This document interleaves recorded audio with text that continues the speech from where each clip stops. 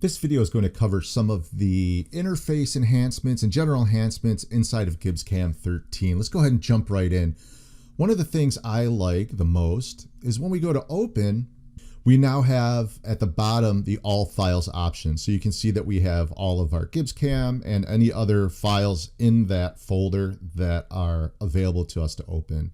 Here, we have XSubT files, pair solids, SolidWorks, whatever it is, it's going to show up there. So let me go ahead and open up this cover real quick. The next thing I wanted to show was you're now able to move this coordinate system down at the bottom. I call this a world coordinate system. You can move this in different areas on your screen. I'll show you how to do that. We come up to File, Preferences, and then we do Edit Appearance Settings. In the Background tab, you can see Draw Axes, bottom left, top right. I like top right because that's usually where I had my palette in the old interface. So the next thing you're able to do is, let me go up here to Customize Toolbars and Menus. You are now able to create a list of keyboard shortcuts. So here's a list of all the shortcuts. These are the default ones. I haven't added any yet to my interface, but this will list all the ones that come with, that are standard with the GibbsCAM installation, and also any that you add. And then you could also print this list out and stick it to your desk or your refrigerator or whatever. So last but not least, I wanted to talk about stackable tiles. So you're now able to stack your operation tiles inside of GibbsCAM 13. So you're able to do that using these little icons across the top. The first one is individual mode. This is just like we're used to. Each operation has its own tile. We double click it to edit it, bring it over into our process list. We know all this. The next one here is process mode. And what process mode does is it'll combine consecutive operations and they'll stack them together if they originate from just a single process. And they all belong to the same flow if you have an MTM machine.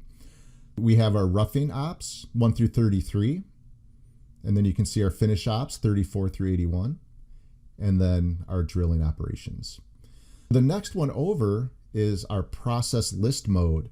And what this does is this combines consecutive operations that originate from the same group of processes. So if I double click on this roughing one, not only does it open up the flyout and shows me all of my tiles, but it also shows over here in my process list that this stack comes from these two processes, so this process list. And last but not least, let me close this out, is our manual mode. Let me go ahead and unstack these really quick. Manual mode is basically exactly what it sounds like. You can just pick consecutive operations, right mouse button click, and say create stack. And then maybe we can create a stack down here. Maybe you want all of your drilling together regardless of how they're in the process list or process mode. You can do that now inside of GibbsCAM 13. We can see how much this really opens up and makes it a lot easier to navigate through your operation tiles. If you have any questions about GibbsCAM 13 or the interface in general, please feel free to reach out to us via our website or give your local GibbsCAM reseller a call. Thank you very much.